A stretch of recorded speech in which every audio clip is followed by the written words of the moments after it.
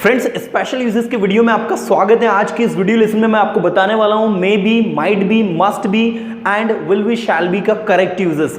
हमें आज इस वीडियो में हमें देखना है कि कैसे इनको हम करेक्टली यूज करते हैं। आज तमाम प्रकार की चीजें मैं बहुत ही अच्छे से डिफरेंशिएट करने जा रहा हूं, उनके बीच में अंतर को एक्सप्लेन करने जा रहा हूं, क्योंकि स्टूडेंट मैंने देखा बहुत ज्यादा कंफ्यूज होते हैं। ट्रस्ट मी, इस वीडियो को देखने के बाद तमाम प्रकार का कंफ्यूजन अपना दूर होने वाला है। सो हम लोग वीडियो को स्टार्ट करते हैं। Friends, let's start the video.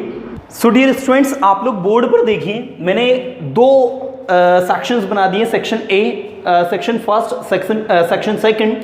तो आप लोग सबसे पहले सेक्शन फर्स्ट में देखें, यहाँ लिखा है may be, might be, must be, would be and will be, shall be.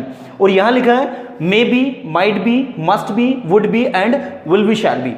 अब आपको सबसे पहले मैं सेक्शन ए जो है फर्स्ट सेक्शन वो एक्सप्लेन कर रहा हूँ। आपको इसका स्ट्रक्चर देख लीजिए, कुछ इस तरीके से बनेगा। अब नाउन यहाँ पर या फिर कोई एडजेक्टिव, आपकी भाषा में क्या है तो यहां लगा देना object.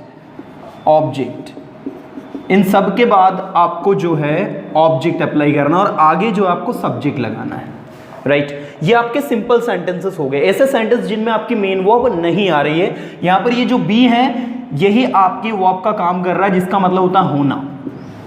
You should know the meaning of the be. Be means होता है होना। अब देखिए, जैसे आप किसी से कहें यू मे बी और डॉक्टर, आप एक डॉक्टर हो सकते हो, तो हो सकता है,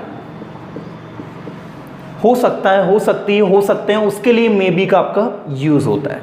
ये जो मे बी है ये डिफरेंट है, ये थोड़ा अलग है, मैं बताऊंगा इसका यूज कैसा है। पहले हम इसको समझते हैं एंड देन उसके बाद हम लोग इधर जंप करेंगे। इसका स्ट्रक्चर देख लीजिए आप। सब्जेक्ट मे बी, इसमें वो अब में आईएनजी लगेगा और आएगा आपका object, right. This is the different use. यहां पर आपको कोई वर्ब नहीं दिख रही, यहां पर डायरेक्ट आपको क्या दिख रहा है, मैं इसको हटा देता हूं, डायरेक्ट यहां लिख देता हूं ऑब्जेक्ट, ताकि आप कंफ्यूज नहीं हो, है ना। सो देखिएगा, समझिएगा इस चीज को। मैंने जब आपसे कहा कि आप एक डॉक्टर हो सकते हो, you may B A doctor, मतलब कहीं पर कोई कार्य के होने की पॉसिबिलिटी, किसी सब्जेक्ट के कुछ होने की पॉसिबिलिटी, वहां आप यूज करते हैं मे बी। मैंने कहा आज का क्वेश्चन पेपर बहुत इजी हो सकता है, today's question paper may be easy. तो आपके किसी फ्रेंड ने कहा शायद ही इजी हो, मतलब उसने कहा शायद इजी हो, तो दिस माइट बी इजी, तो शायद हो सकता है, शायद ही हो सकता है, मतलब किसी कार्य के होने की पॉसिबिलिटी कम है, मतलब वहां लगेगा आपका माइट बी। अगेन हम लोग एग्जांपल्स देखते हैं। जैसे वहां एक लड़का खड़ा है, आपने उसको देखकर कहा कि यार वो शायद इंजीनियर हो सकता है, तो आप क्या कहेंगे, ही मे बी एन इंजीनियर। तो आपके किसी फ्रेंड ने कहा शायद ही वो इंजीनियर हो सकता है, क्योंकि उसके लुक से तो वो इंजीनियर नहीं दिख रहा है, शायद ही वो इंजीनियर हो सकता है। ही might B an engineer, he might B an engineer. First you must know the difference between may and might. अगर मे और माइट के बीच में डिफरेंस पता है तो आप बहुत इजी तरीके से इनको यूज करना सीख जाएंगे। मे ज्यादा पॉसिबिलिटी के लिए होता है और माइट कम पॉसिबिलिटी के लिए होता है। जहां वो बंदा खड़ा है, अगर वो उसके इंजीनियर होने की पॉसिबिलिटी कम है मतलब माइट, और ज्यादा है तो मे। और मस्ट बी कैसे यूज होता है, निश्चित ही होगा। अब अगर आप श्योर है कि वहां खड़ा हुआ व्यक्ति निश्चित ही इंजीनियर है, तो आप क्या कहोगे, ही मस्ट बी एन इंजीनियर। तुम निश्चित ही एक डॉक्टर होंगे, you must be a doctor, you must be a doctor, right. तुम बिजी होंगे निश्चित, इसलिए तुमने मुझे कॉल नहीं किया, you must be busy that's why you didn't call मी, है ना। निश्चित ही आप बिजी होंगे, यू मस्ट बी बिजी। आप किसी के साथ होंगे, you must be with someone. आप ऑफिस में होंगे, you must be in office. आप घर पर होंगे, you must B at the home. जैसे आपने किसी को कॉल किया और डायरेक्ट कॉल करके बोला कि यार अभी लॉकडाउन चल रहा है, तो you must B at the home. अभी आप निश्चित ही घर पर होंगे, you must B at the home. So that is must be. तो मस्ट बी कहां पर, जो होगा ही उस सिचुएशन में। डायरेक्ट ऑब्जेक्ट लगाना, कोई वर्ब नहीं लगाना है। Now the next is would be. अब वुड, फ्रेंड्स, वुड बी का जो यूज होता है आपका, वुड बी का यूज होता है कि आप कुछ होते, like you would be an engineer, आप एक इंजीनियर होते हैं। You would be a doctor, आप एक डॉक्टर होते हैं, है ना। होते इन द सेंस कि पास्ट में आप कुछ होते। इसका यूज कैसे होता है, आप ऐसा कुछ समझिए कि अगर आप पढ़ाई करते हैं तो आप एक अच्छे इंजीनियर होते हैं। If you had studied you would be a engineer, you know. So you would be something, आप कुछ होते हैं, आप अपने दोस्तों के साथ होते हैं। You would be with your friends, आप घर पर होते हैं। You would be at home, आप स्कूल में होते हैं। You would be in school. मतलब आप किसी से ये कहते हो कि अगर आपने ऐसा किया होता तो आप ऐसे होते, लाइक, तो ऐसी सिचुएशन में आप वहां पर वुड बी का यूज करते हैं, राइट। आप बिजी होते हैं, यू वुड बी बिजी। आप अपने दोस्तों के साथ होते हैं, you would be with your friends. आप अपनी फैमिली के साथ होते हैं, you would be with your family. उम्मीद करता हूं समझ में आया होगा वुड बी का यूज, राइट। नेक्स्ट हम लोग बात कर रहे हैं विल बी और शैल बी की, राइट। ये देखिए कैसे वर्क करता है। लाइक आप बिजी होंगे, बट याद रखिएगा इसका उपयोग होता है हमेशा फ्यूचर में। इसका उपयोग पास्ट में जा रहा है ना, लेकिन ये फ्यूचर में जाता है। आप कल बिजी होंगे, you will be busy tomorrow. कल मैं बिजी होऊंगा, आई शैल बी बिजी टुमारो। कल वह अपने फ्रेंड्स के साथ होगा, he will be with his friends tomorrow. तो इस तरीके से आपका ये जो विल बी है, शैल बी, ये आपके फ्यूचर में यूज होता है, राइट। उम्मीद करता हूं फ्रेंड्स आपको ये पार्ट 1 जो है ये समझ में आया होगा। अब मैं आपको सेकंड पार्ट पर लेकर आ रहा हूं, राइट। सेकंड पार्ट पर लेकर आने से पहले मैं आपको सबसे पहले यूजेस बताना चाहूंगा इस particular will be shall be, वो अब में आईएनजी प्लस ऑब्जेक्ट। आप देख रहे हैं कि ये जो स्ट्रक्चर है, ये स्ट्रक्चर आपका बना है फ्यूचर कंटिन्यूअस टेंस का। और फ्यूचर कंटिन्यूअस टेंस की हिंदी हम लोगों को सभी को पता है, रहा होगा, रही होगी, ये इसकी हिंदी होती है। जैसे आपने कहा आप वहां जा रहे होंगे, you will be going there, तो हम किस में बात करते हैं, फ्यूचर में, राइट। अगर आप मुझे सुनेंगे तो आप इंग्लिश सीख रहे होंगे। If you will listen me, if you listen me, you will be learning English. Means I am talking about future and that is why I am using will be and shall be, right. अब आपको देखना है यहां पर may be के बाद में ING लगा है, तो यहां भी आएगा रहा होगा, रही होंगी। फिर आप कहेंगे सर यहां भी रहा होगा, यहां भी रहा होगा, लेकिन ये कैसे?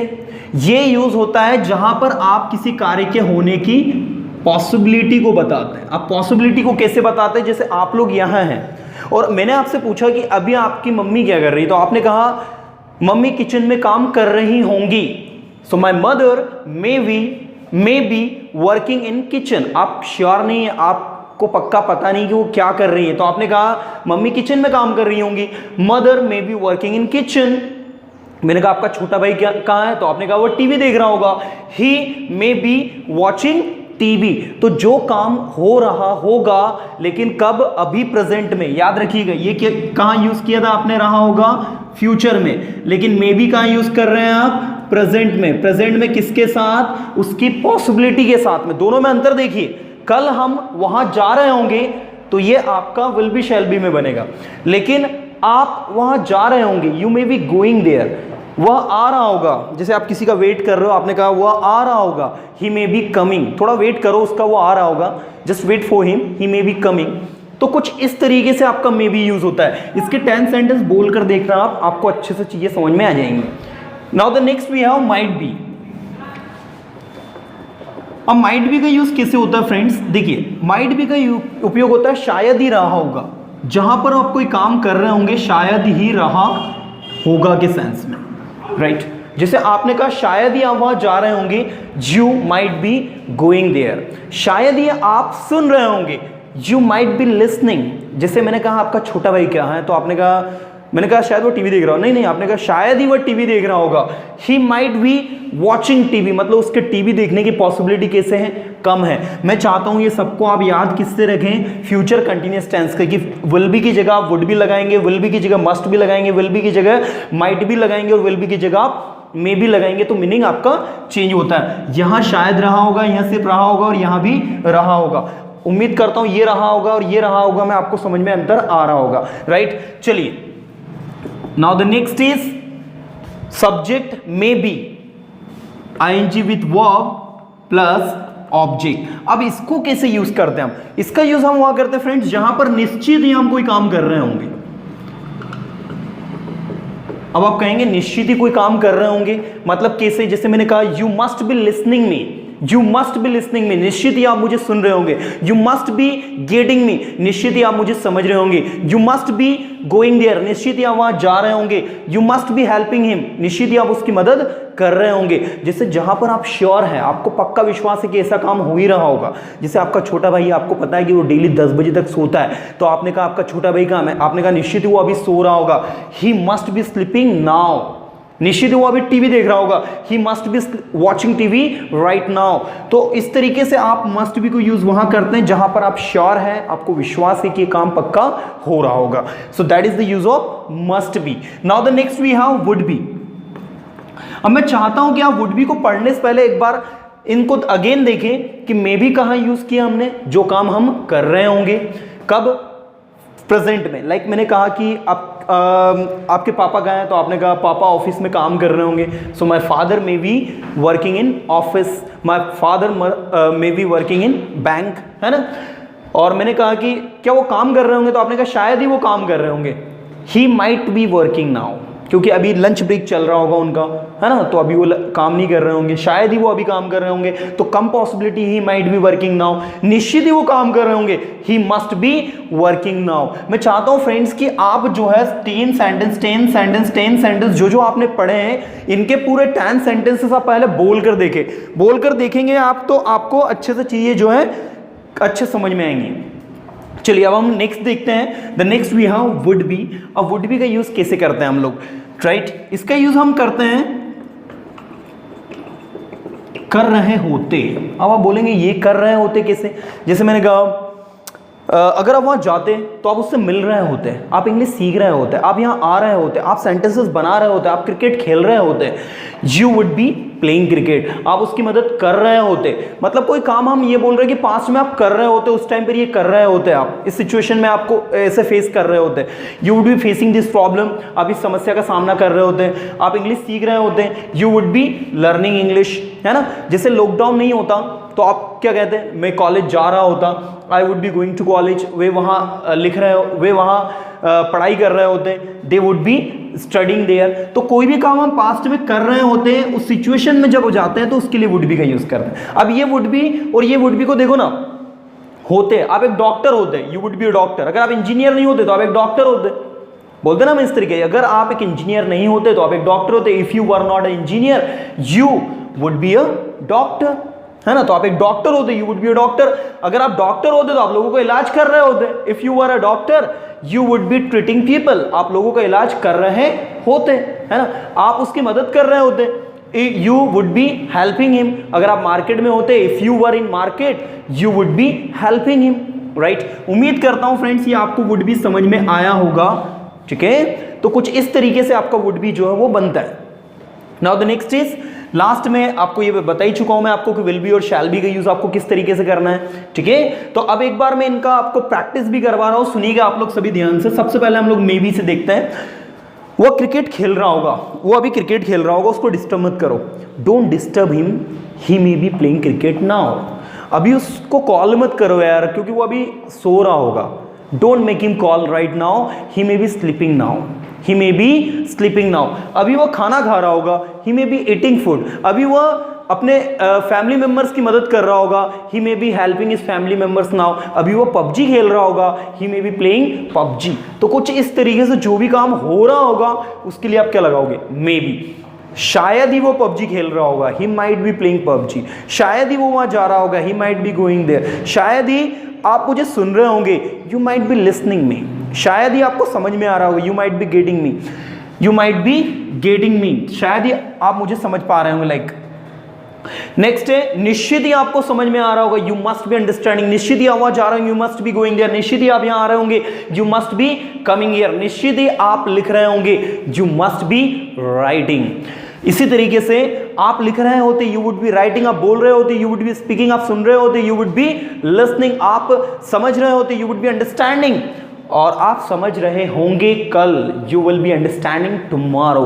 तो फ्यूचर के लिए आप क्या लगा रहे हो, विल बी, शैल बी। बाकी ये सब जो है ये पास्ट में जा रहा है, ये तीनों आपके प्रेजेंट में जा रहा है। उम्मीद करता हूं फ्रेंड्स कि आपको पार्ट 1 और पार्ट 2 की हेल्प से मैंने आपको डिफरेंशिएट करके बताया कि देखो may be plus object, may be plus verb में आईएनजी। मैं बहुत जल्दी एक वीडियो में बनाने वाला हूं जिसमें मे बी के बाद में आपको V3 लगा मिलेगा, माइट बी के बाद में V3 लगा मिलेगा, है ना। सो जस्ट आप लोग उस वीडियो का वेट करिए। टिल देन मैं चाहता हूं कि आप लोग जो है इन वीडियोस को जो भी आप देख रहे हैं घर पर, आपसे एक ही रिक्वेस्ट है, एक ही निवेदन है भैया, अगर चाहते हो कि आपके अंदर इंप्रूवमेंट आए, सो रिमेंबर वन थिंग जो मैं हमेशा बोलता हूं, मेरे हर वीडियो में आपको सुनने को मिलेगा, प्रैक्टिस। प्रैक्टिस करो इनकी, है ना। 10 सेंटेंस इसके बनाओ, 10 इसके बनाओ, 10 इसके बनाओ, 10 इसके बनाओ, 10 इसके बनाओ, 10 सेंटेंस सबके बनाना है और फिर उसको बार बार बोलना है, राइट। उम्मीद करता हूं आपको वीडियो समझ में आया होगा फ्रेंड्स। अगर समझ में आया है तो अच्छी बात है, नोट्स बनाइए इसके ज़्यादा से ज़्यादा और अपने फ्रेंड सर्कल में वीडियो को शेयर कीजिए। Thank you so much friend, thank you to watch this video, thank you so much.